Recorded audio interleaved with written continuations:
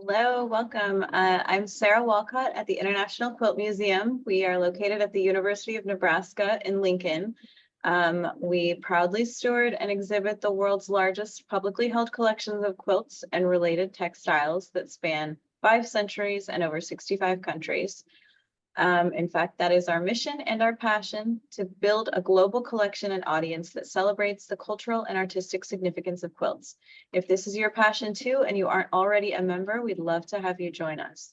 Before we begin, I just want to thank the organizations that partner with us to bring you Textile Talks each week, the Quilt Alliance, SAQA, and the Surface Design Association. We are honored to bring you free and inspiring programming with the help of our sponsors. We couldn't do it without their generosity and the generosity of viewers like you. Just a couple of housekeeping reminders before I introduce our program. Please use the Q&A for questions and the chat box for greeting others and as a survey for commentary. If you prefer not to see those chat notifications, you can click on the chat button to toggle them off. And the live captions make Textile Talks accessible to a wider audience. If you prefer not to view them, you should also be able to toggle those off. I also just want to put in a quick plug for next week's talk presented by the Quilt Alliance. 3 researchers will present educational and creative projects using the Quilters Save Our Stories archive of more than 1,200 recorded oral histories with quilt makers. I want to thank everyone for joining us today. Thank you again to our sponsors and to all of you who support this programming. So today we have a textile talk I'm super excited about. We have artist Rachel Hayes here. She is a textile-based artist and sculptor, a Tulsa-based textile artist and sculptor with a BFA in fiber from KCAI and an MFA in painting from Virginia Commonwealth University. Rachel's work has been exhibited all over the US as well as in Milan, Istanbul, and Capri. She has collaborated with brands like Missoni. She's been featured in Elle Decor, Architectural Digest, Vogue, The New Yorker, The Cut, The LA Times, Harper's Bazaar, and very recently in Quilt Folk magazine. And so I am thrilled to introduce her today. And Rachel is just going to take us through her studio a bit and talk a bit about her process and her work, as well as an installation she completed earlier this month, kind of the end of last month, at the International Quilt Museum. All right. Thank you for having me. I'm really excited to be here and talk about my work with everyone and be embraced by this audience in the International Quilt Museum. The installation that we did a couple weeks ago, we've been talking about doing and working on for 2 years. So I even have my proposal that I printed out originally over on the desk that I could show you. But I'm here in my studio based in Tulsa, Oklahoma. When I say we, I'm talking about me and my husband, Eric, who's right here. He's going to be my cameraman. He's also an artist and a painter, and we've had our studios pretty much side by side since 1996. So maybe we'll even pop over there, take a look. And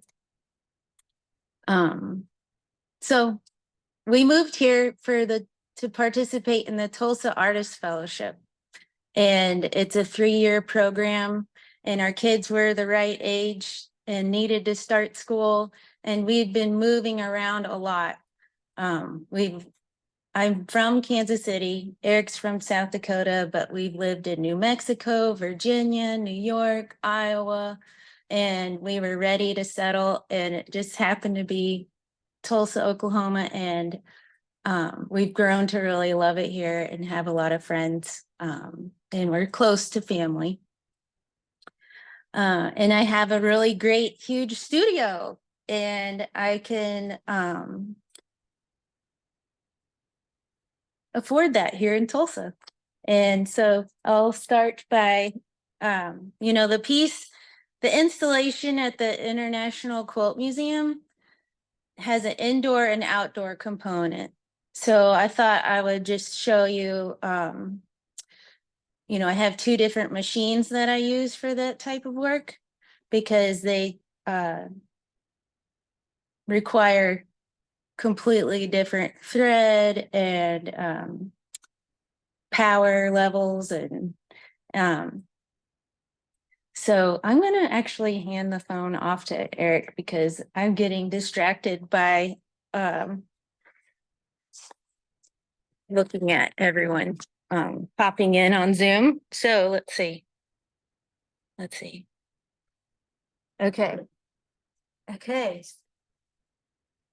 So this is this whole area of my studio and this machine are kind of outdoor, like sunshade canopy world. These materials are like architectural grade. You could build with them. And so it's really exciting to me to be able to build big and safely and confidently these giant pieces and have them last for years outside. And it's been a long time coming of trying different experiments over 20 years of what works outside and what doesn't work outside.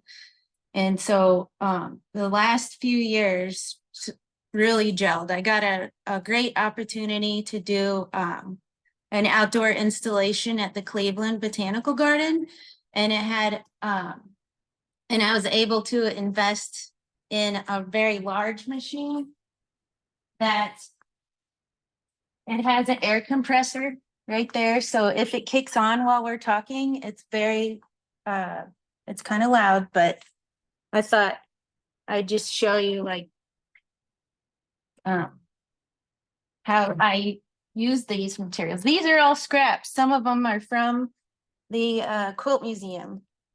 And I'm going to sew them all together to actually a really giant 30 by 30 foot sunshade that is for an upcoming project in at Gee's Bend in Alabama. And I'm really excited to participate in their airing of the Quilts Festival by providing shade.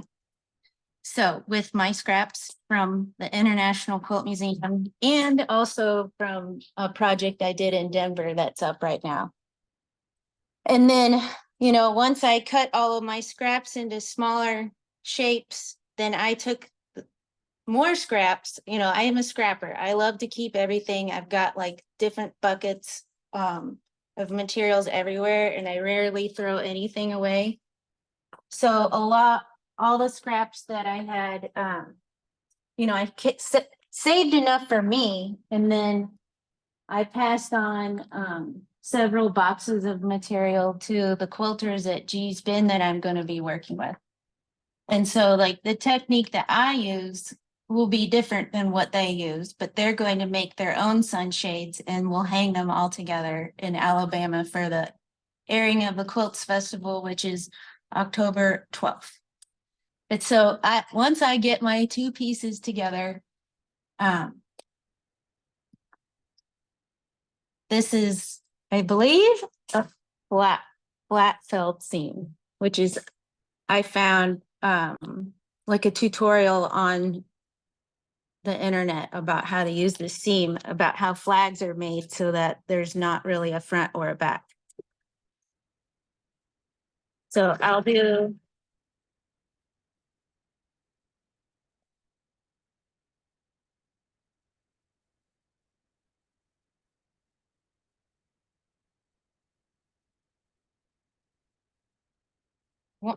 one run like that, and then I open it up.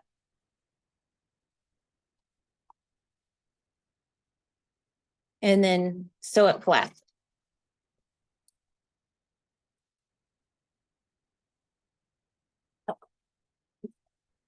And I do it twice. So there's three runs of stitches on all the outdoor pieces.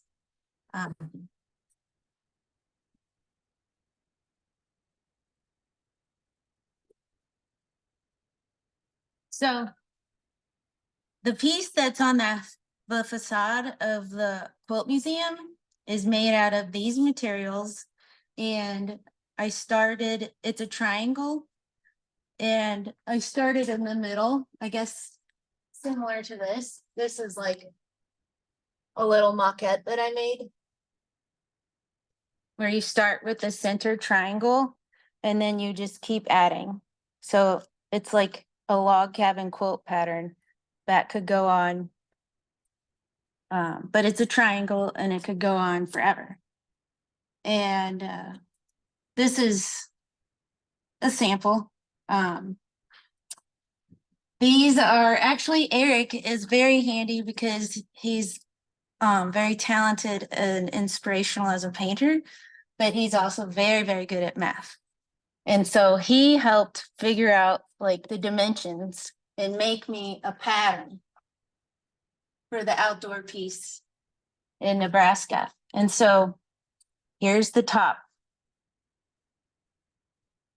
And it was so handy to have like, I had to leave spaces in order to thread the cable through the top of the piece. And then that is attached to these armatures that were created for the, to protect the building to attach the piece to. But so like the markings are like 6 inches of space, 19 inches of hem, 6 inches of space, 55 inches of hem, 6 inches of space, 55. And that's just, so handy for me to have, because I will make the piece as big as it needs to be, but then you need to like cut it to the right size. And then I go in and add all the details. And let's see. I use these steel rings that are super strong. Actually, this is a piece that I just got back that was outside at a park here in Tulsa.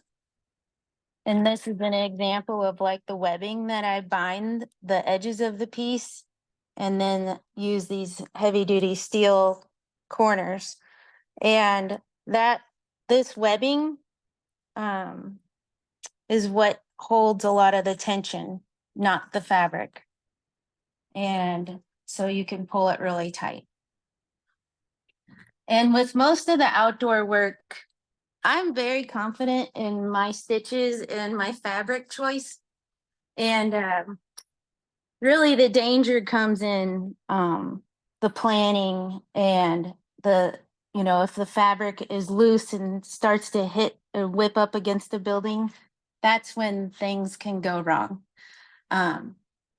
Because the fabric can get ripped up. But what is this fabric, Rachel? this is sunshade. This is my stash for an upcoming project. It's a different palette. I like to move from one project to the other and choose a completely different palette.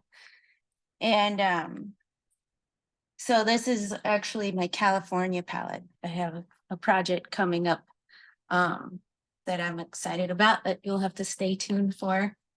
So moving on to the indoor work is made out of this beautiful silky, it's called shimmer organza, and I get it from a theater company. And then I cut it into small strips. And I actually had an intern for 2 months, and that was amazing because the cutting and preparing of the material takes a long, long time. So the fabric comes in like a fabric bolt, and then I sew it with this theater lighting gel, and it comes, just like fabric in a, long, like yardage. I can buy like 50-foot pieces of this, of any color that I need. And then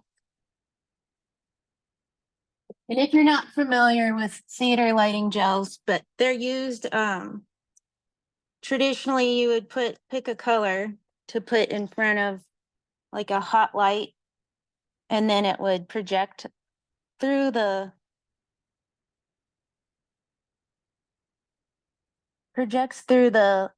spotlight all the way down to the stage.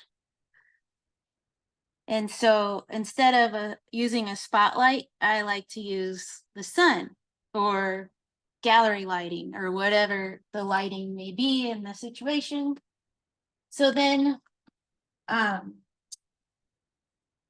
can show you my table that I lay all this out on, but then we cut it all down. So these are all organized into various buckets ready for me to go. And so when I'm getting ready to start a piece, you could maybe show them this, Eric, up here. This is from a former piece, but it's made out of the silk and light gel.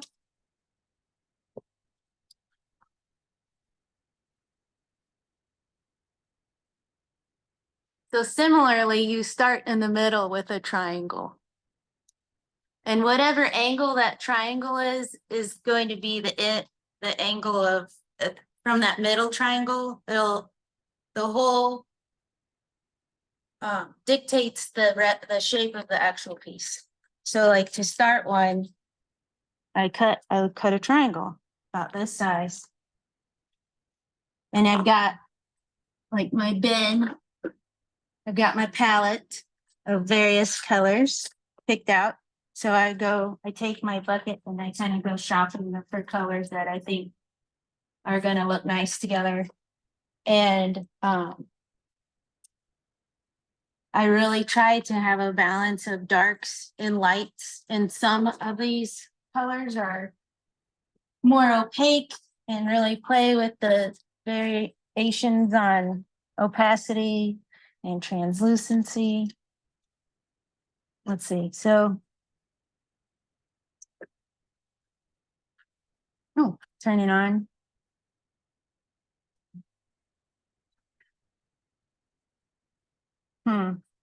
Maybe I don't know what's going on, but let's see. Usually I really don't care for the computer sewing machines between you and me. Because I just really want to do a straight stitch. The one thing that I love about these machines is that it cuts the thread for you, and that's kind of speeds things up. You can use, have a longer stitch and they sew faster, but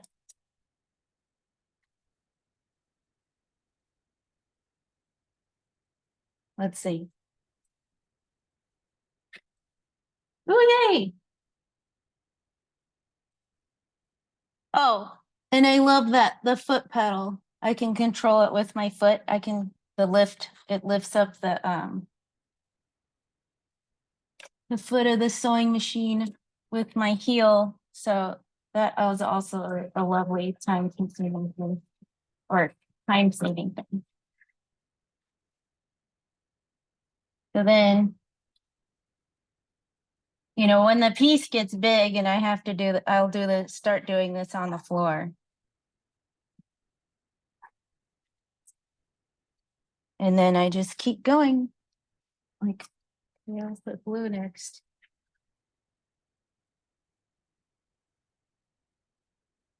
And I just lay it one on top of the other, because there's something that I really, the fabric is all ripped.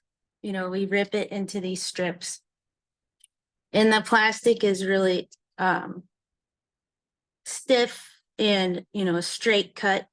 And I like how with the two of them, the way they look together with, I guess, with something a little more gnarly, like a rough edge, with something that's more, I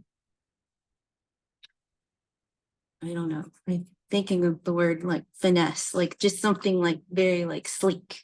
So I like the way those two materials look together. I do not have any lights or natural light in my studio. usually, this is, there's a couple little skylights, but that's something that I've always had, but I do have a garage door and I wanted to show you how important light is to my work, because I mean, this is really beautiful in itself, but it kind of comes alive when I open the door.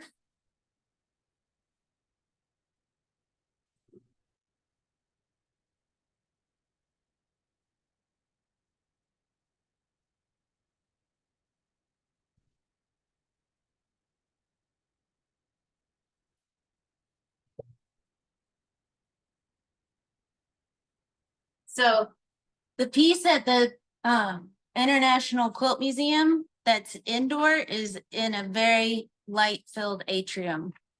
And the sun comes, the windows all face east. So when the sun rises, it strongly that projects through the materials and throws colored shadows all over the museum. And that was really, I always know things like that are going to happen and I plan for them and I can imagine them, but seeing it in person is just really striking and beautiful experience, and makes me aware of how the light is changing or what the day looks like. And I don't know, it gives me like a being present feeling, present in the moment, present in this day, in this mood. It can like bring you out of whatever you might be thinking about and or stressing about or stewing about, and maybe notice that the yellow is way over there on the bar, on the handle rail, and I did not know that was going to happen. And so here in this piece, you can really see like the rough edges. And I love that it's has a relationship to so many different things, from stained glass to the way someone is putting together like a jelly roll quilt with these long strips. And it also reminds me of building, something out of like kente cloth strips. And also about just minimalist abstraction and graphic design and fashion and the scale. I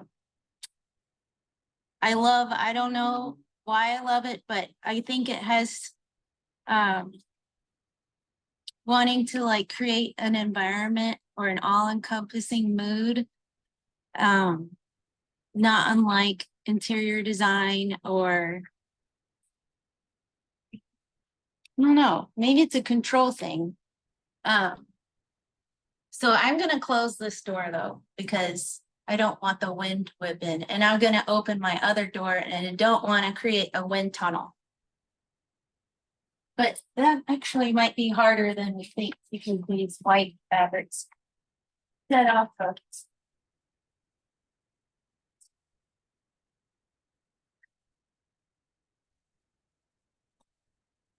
I think it'll be okay.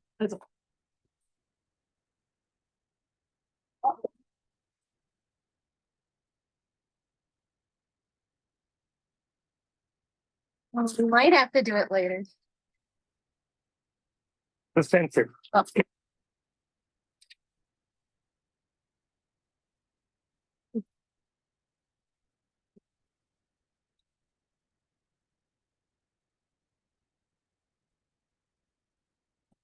So that was a long, long way of saying I love my big garage door, and at least I can let light in that way. This giant piece I was working on in South Dakota with my trusty travel machine. I brought this machine out the week after we installed at the Quilt Museum.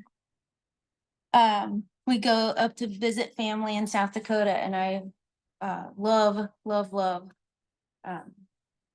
being up there and making work. So this is actually for a different project. And I wanted to see what it looked like blowing in the wind out in South Dakota.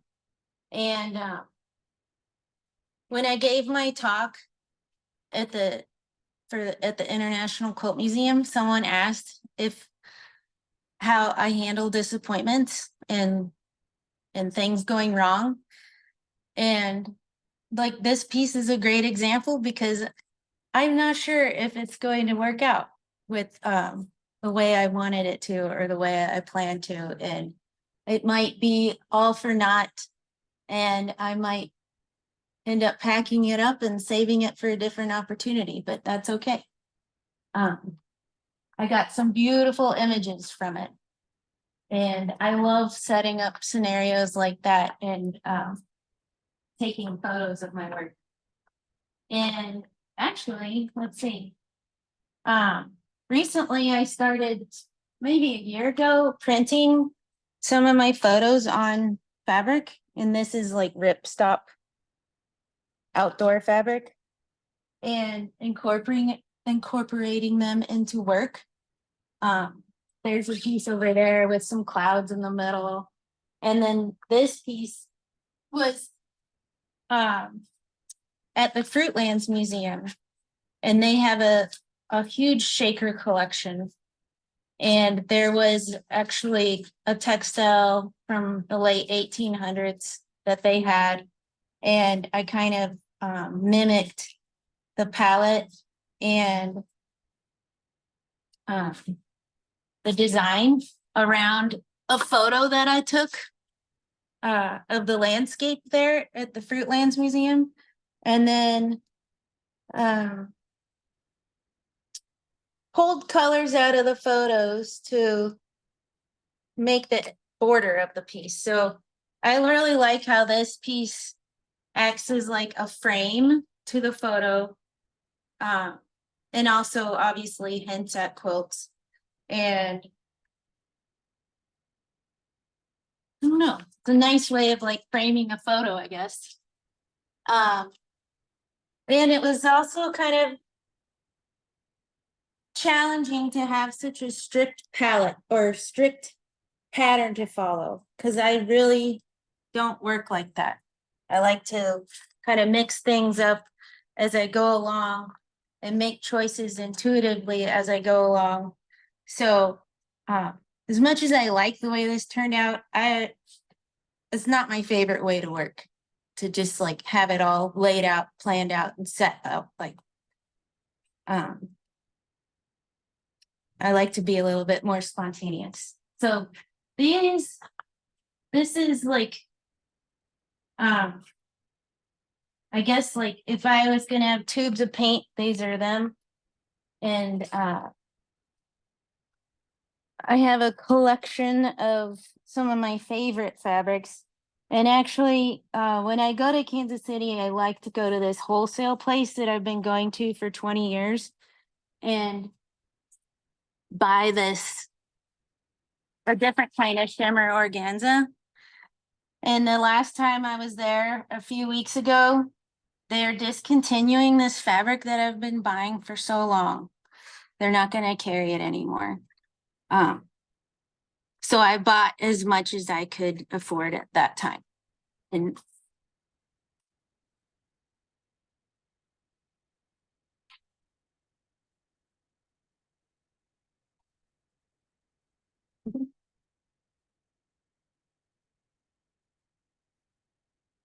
so this is coming into like a messy desk area of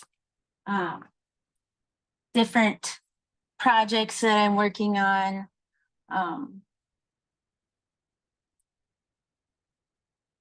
Different inspirations. So like, you know, I made this in 2022. This is my proposal for the Quilt Museum.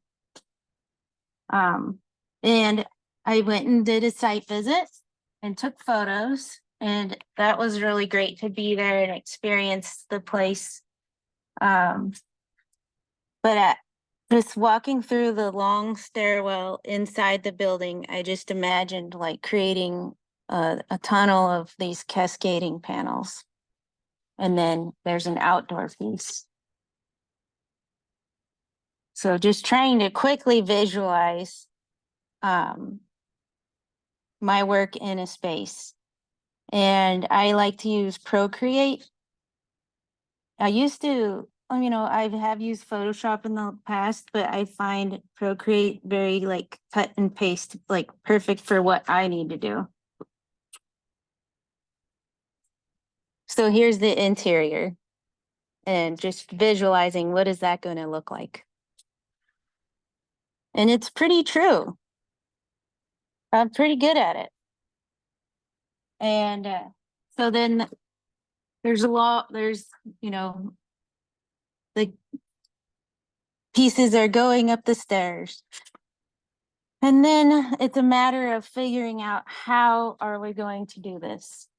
And thankfully, between me and Eric and Camilo at the Quilt Museum, we had a really great plan and we worked really great together and installed that piece like it was always meant to be there. And it felt really good to just have this all come to fruition and be successful. But this is an early experiment with the light gels and trying to, hold them up to the light. I would put them on the light, like putting them together in a different situations. I love to take photos of my work, and then it's pretty handy in a studio visit to actually like have printed photos to just easily grab and show people versus like looking at my phone and trying to like find the right photo.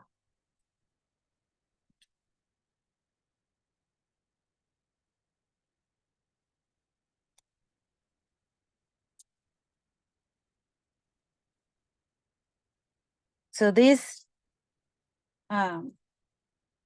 was an experiment in New Mexico where we took a long like 120-foot fabric to Mirror Lake and took photos, and then took it to White Sands. And I had more expectations with the White Sands, with the Mirror Lake one. I just try not to be disappointed. And sometimes I am, and that's usually because I'm expecting something to happen and not like being in the moment. And that's what sets you up for disappointment. Oh, I just came across some of these old photos that I've had since, let's see, this is a 2007 newspaper from when we lived in Virginia. And look at all these windbreakers. Now, I thought that was so inspiring, like as a way to have a big impact scale wise, but clearly these people are all just bringing their own gear to the beach. So that spells out very easy installation. That's when we lived in New York City, we used to go to a friend's house in upstate, and I would bring materials and fabrics and just try different things at his house.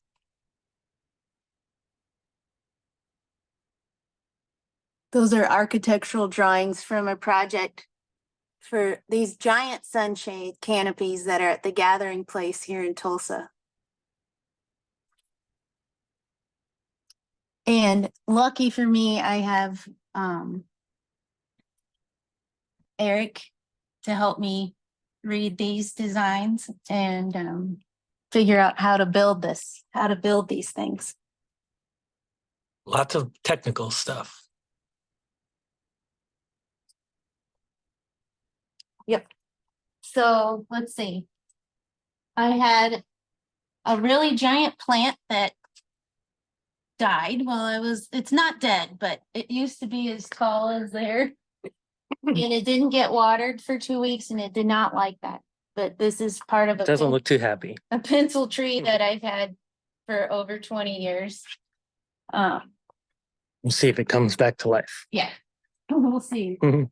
So like this piece is directly referencing a Joseph Albers painting. And then I did take it out and take photos of it out at my parents' house. And I knew from going there many times that the sun is going to come up over the lake around, in October, at 8 o'clock in the morning, it comes right in this spot. So we hung it up between these two trees and took some beautiful photos. What is this material, right? This is nylon outdoor flag fabric. This is the shimmer organza. This is ripstop nylon. This is vinyl. And then flag fabric, a different kind of polyester. You can see all the, here, look at the back here. So imagine that, that the sun was shining through this, it was super powerful and casting like this purple shadow 50 feet into the grass. And, and then I share photos of it on Instagram and, I can let people share that moment with me, with you guys. I don't want it to just like be all for me. And that's what I love about Instagram, is being able to like capture these more ephemeral things and put them out there in the world. And this piece in particular caught the attention of a shower curtain company, and they asked me if I wanted to collaborate. And I said, no, I don't want to, because I really try hard to not, actually, this is entering the scale of shower curtain territory. And I don't ever want my work to be compared to a shower curtain.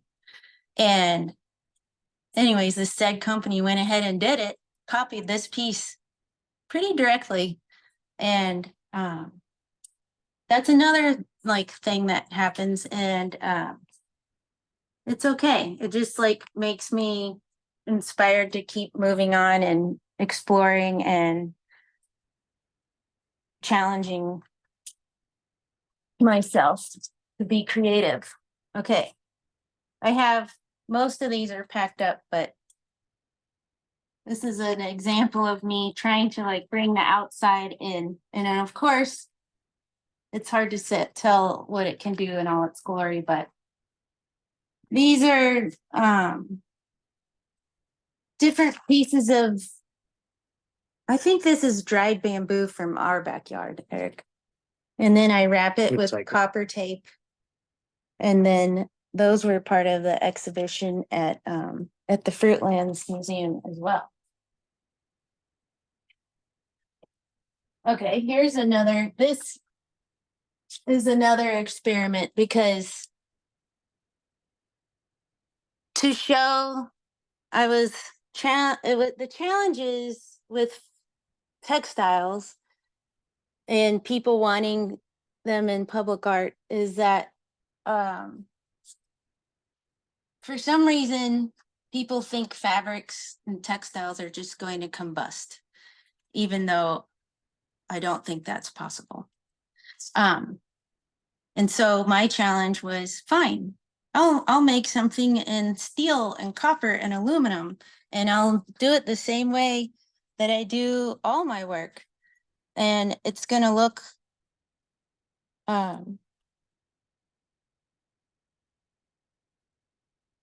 That is to say, that's all machine sewed yeah. together. So this is like for a proposal that I didn't get, but it was really fun to go down that rabbit hole of discovery of metal textiles. So, and I even like went to, had meetings with a really amazing, company called Zahner Metals in Kansas City. And they collaborated on my proposal with me and said, yes, this is possible, we can do it. But, so that's in my back pocket for a different project. I have a whole, I'm obsessed with, clothes and vintage clothes and just find them very inspiring. There's nothing like going to a thrift store to clear your head and look for inspiration. And so I found a way to incorporate these things that I love and not feel bad about buying them. This is a cute little mohair sweater, but I inserted these windows into it, and I've done a few different installations with, you know, let's say there's 50 pieces of clothing all together in a room, and it's kind of powerful to have all of these beautiful clothes with windows sewn into them. And I like to leave that narrative open. I think it to whatever people want to bring to that, but it's pretty interesting. So that's that. These are like little sculptural experiments, crocheting with light gels. I had an amazing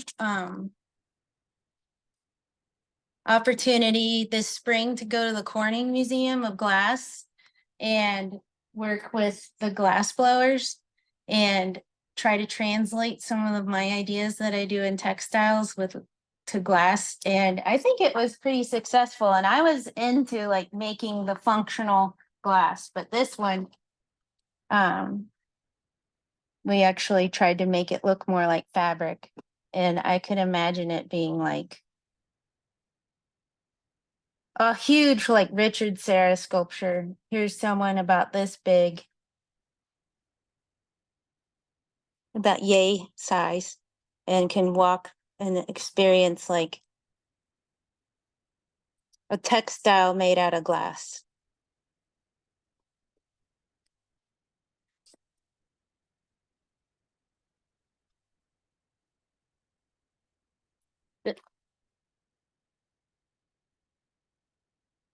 So a lot of these, I actually started with a similar idea of a log cabin pattern where I would lay the pieces of glass out flat in a pattern, and then they would melt them together and then turn it into a cylinder and then blow it into glass. So some of the pattern is still there where you start with the middle, add a side, add this side, and then the top, and then all the way round and round and round.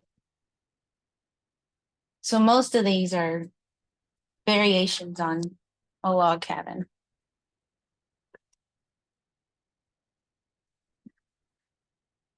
Is that essentially this is just Yeah, starting in the middle. hasn't become a vessel?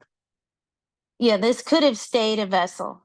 And then they broke the vessel and laid it out flat again. And then we just tried to like create some kind of mimic text fabric blowing in the wind. On the ground or on the table, I think it looks a little too magic carpet. So I also like it like that, or upright. Dale Chihuly has been a huge inspiration ever since I saw his installation at the Kemper Museum when I was a sophomore or freshman at Kansas City Art Institute. And so I had to try my hand at that. But, you know, when I first started experimenting with textiles and giving them form through gravity, I was dyeing cheesecloth and hanging it up and trying to get that feeling of glass like 20 years ago. And this is, I think, has grown into the installation at the Quilt Museum is kind of like this has led to that. Like, and similar to glass. It takes light to merely make things come alive. And particularly with blown glass, you need gravity and to create the shape and the form. And my work does too. When I hang it up, I really love to play with gravity instead of fight against it. To help create the shape.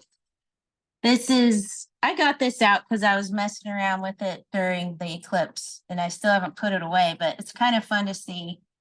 I probably made this in 2005 of all this of sewing metal and fabric and vinyl together.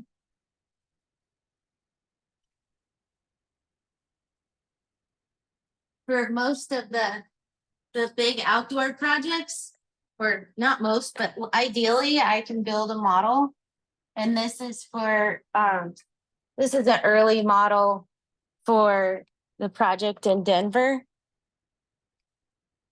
It's hard to tell, but there's two pieces talking to each other, doing different things. And this is a big triangle, and it's made of all these little pieces of fabric that are blowing in the wind.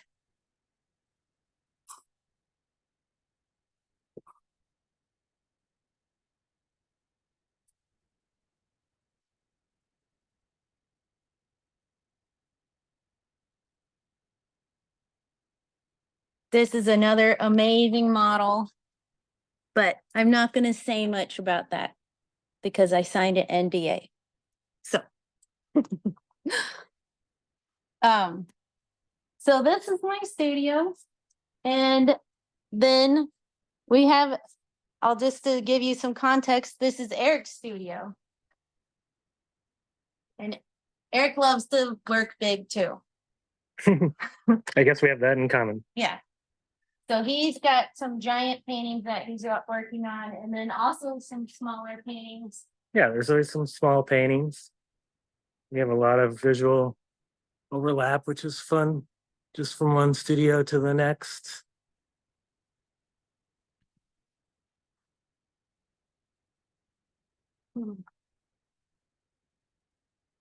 I won't focus too much on what's going on here. So, this is where I keep a lot of the architectural meshes that I'm like working with, because if I use these, incorporate these materials into along with the sunshade, then I can really play with the idea of translucency and opacity coming through.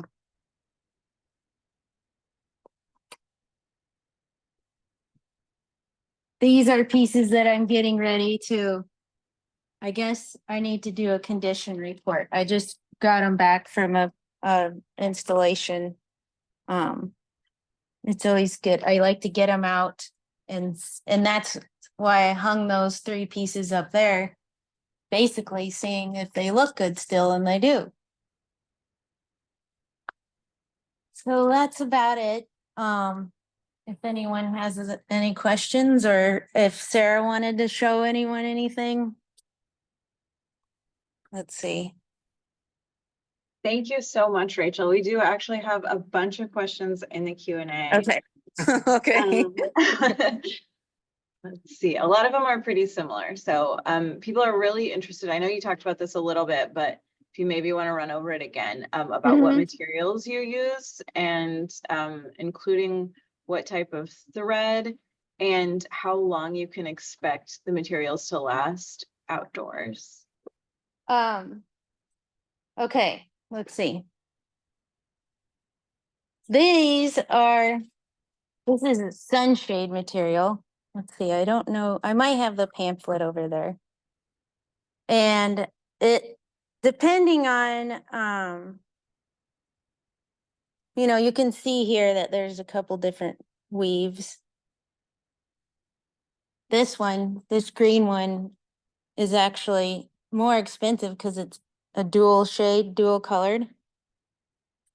And it has like a 10 to 15 year warranty. depending on like what grade you're buying.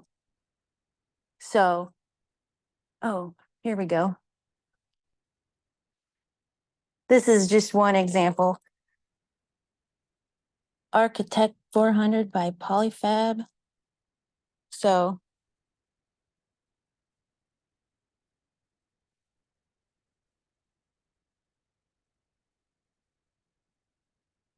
Trivantage is the company I buy it from. Let's see. So look, 15-year, 10-year, 10-year, it just depends on what, all the way down to like, well, I would say like what you can get off of Amazon is maybe 1 year. I don't know. It's pretty low quality, like just in the texture compared to this. And then the thread, I use a couple different types. It's called, let's see, Gore. It's having a hard time focusing on that. Gore Tanara thread. But you can also get, I have a, Lifetime. this is from Sailrite. And it's called Lifetime Thread. Clear 8-ounce. It's UV thread. So I actually have a piece that is up at the Fruitlands Museum still in Massachusetts, and it's been up for over a year. And on the flag fabric, I used to hem all the edges. I used this Filtech Poly Black 4-ounce, and it has actually not, like it is starting to disintegrate a little bit. So that's a little disappointing. So next time I have a project like that, I will probably use something like this clear lifetime thread. And you can get it in different colors. I like to use clear thread on most of my work because I like the stitches to kind of disappear. For this one, let's see, it says Wonder Thread. I like to go order my thread. It's nylon thread.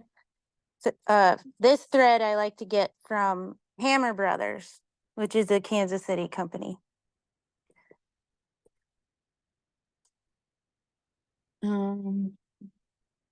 Yeah, so I order a lot of samples from these companies. And then that project that I mentioned earlier at the Cleveland Botanical Garden had a really good budget where I was able to buy the proper outdoor materials that can withstand crazy Midwestern weather, and the right machine to use. So sometimes, I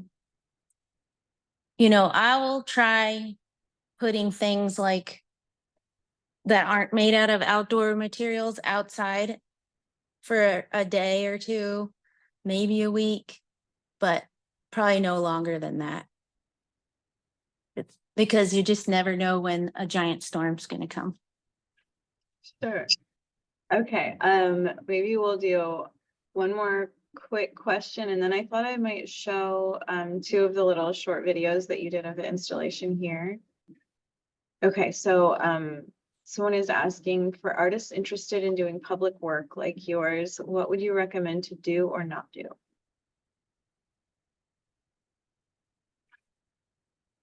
Well, the first public art project that I did didn't have a huge budget, but I didn't want that to like influence my ambition. And so I found a cheaper material to buy, and I guess to take a risk, try to visualize it for people because people have a hard time visualizing things. At least a lot of the people in charge of public art projects might not have an art background. So it's really helpful to like present them your idea as fleshed out as you can. And I don't have SketchUp. I don't have someone who can do that for me at the ready. And so I just do what I can as best I can and put it out there. And I guess my advice is to start with the most ambitious, knowing they might say no, because you can always scale back from that.